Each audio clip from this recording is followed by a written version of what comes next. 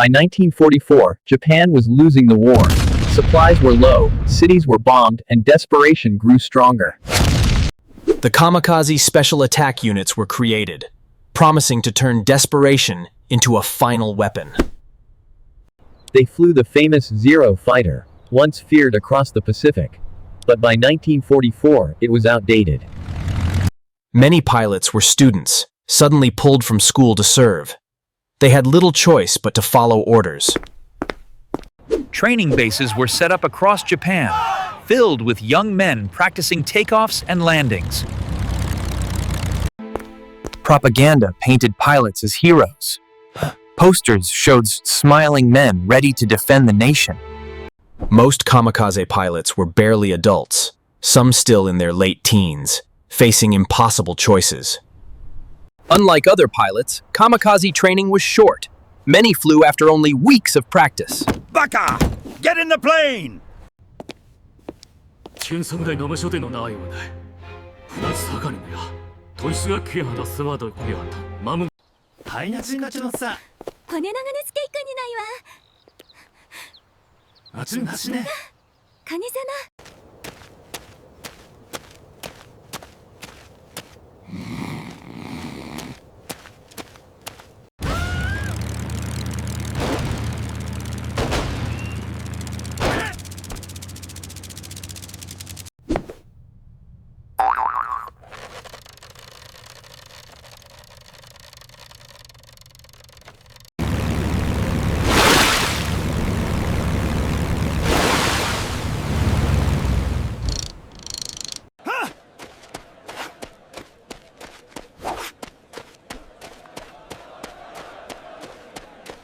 La la la la la la.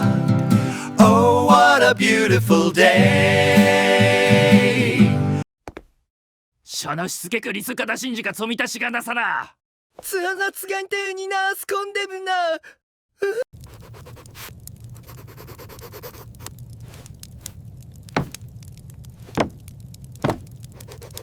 Despite the pressure, pilots made jokes, like pretending to fly with chopsticks as wings.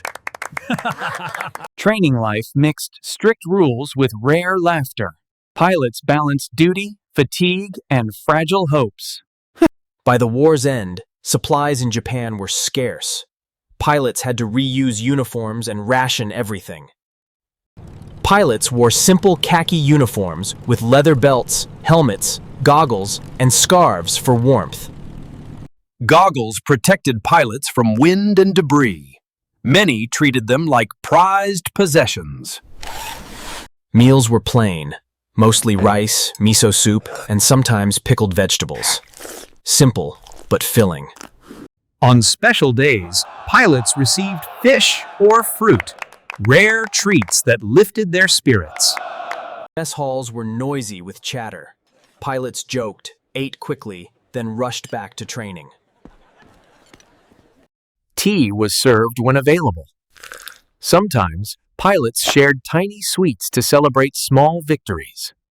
Pilots often shared meals, offering each other rice or soup as signs of camaraderie. Field rations were dry rice balls or canned food. Not tasty, but easy to carry on missions. Meals were plain but meaningful.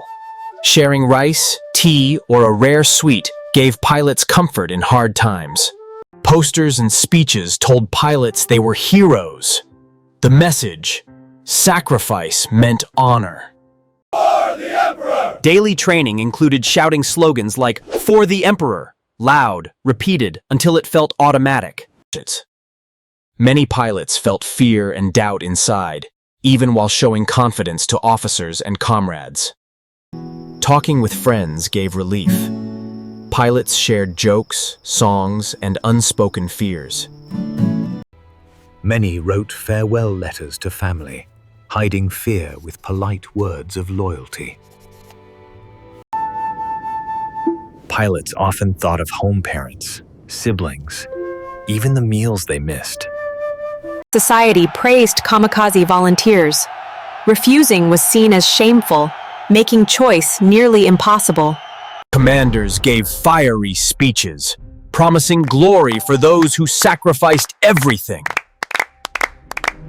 Some disagreed quietly, but saying no was dangerous. Silence was their only resistance. Kamikaze pilots lived between pride and fear, loyalty and doubt, laughter and silence. Families said goodbye with forced smiles, hiding their tears as their sons marched away. Teachers told students serving as pilots was the highest honor, even greater than study. Villages held rallies with flags and drums, praising the bravery of the young pilots. Newspapers printed stories of heroism, showing smiling pilots ready for duty. Pilots often posed for group photos, smiling even when they felt nervous inside. Before missions, pilots visited shrines, tying small charms to their uniforms for luck. Letters connected pilots and families, filled with polite words but hiding real emotions.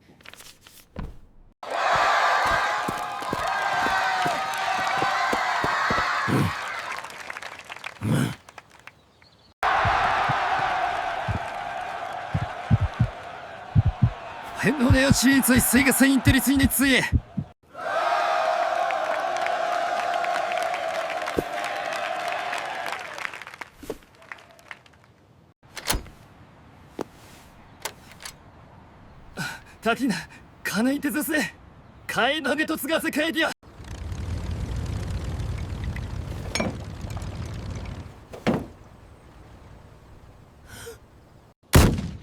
Siore koshi wa ishigami kama no kune de kokite ga koro sagai to homai tare ma sukure mo no shite ite wa. Tsugi ga.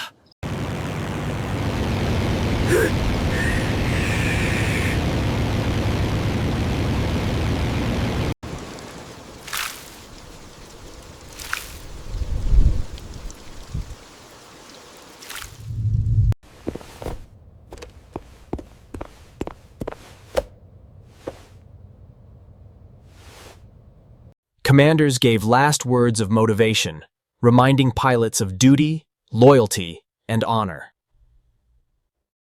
Before departure, pilots were often given special meals with sake, a final moment of comfort. On the morning of departure, silence filled the base. Pilots prepared with steady faces but shaking hands.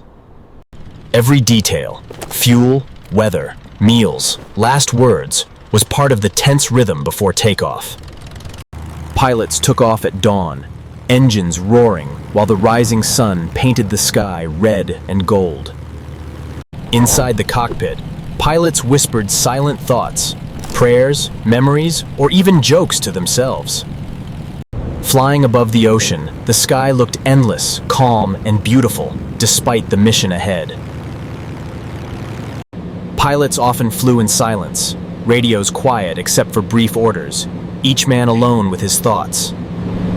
Many missions launched in groups, planes flying wing to wing, each pilot glancing at his comrades. Some pilots showed firm eyes, others betrayed doubt. In the air, emotions mixed with every heartbeat. Pilots often carried small charms, photos, or letters hidden in their cockpits for comfort. Low flight training was used, flying just above the waves to avoid detection by enemy radar.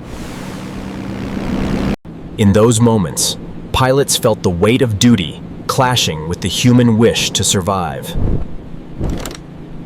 Kamikaze flights were filled with silence, fear, and fleeting beauty in the sky above the sea.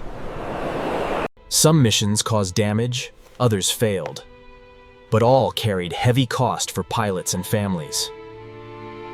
A few pilots survived due to weather, mechanical failures, or mission cancellations, living with complex memories. After the war, Japan faced rebuilding. Many questioned the meaning of sacrifice during those desperate times. Memorials were built to honor fallen pilots, places where families still come to pray. Many families lived with loss, their sons remembered in photos, stories, and quiet prayers. Historians explain kamikaze as a mix of desperation, propaganda, and tragic human stories. Outside Japan, many saw kamikaze as shocking, but also as a symbol of war's extremes. Movies and books later retold kamikaze stories, mixing history with dramatic imagination. The story of kamikaze reminds people why peace matters, and why war's costs are so high. Your life as a kamikaze pilot was not glory, but a human story of fear, duty, and reflection.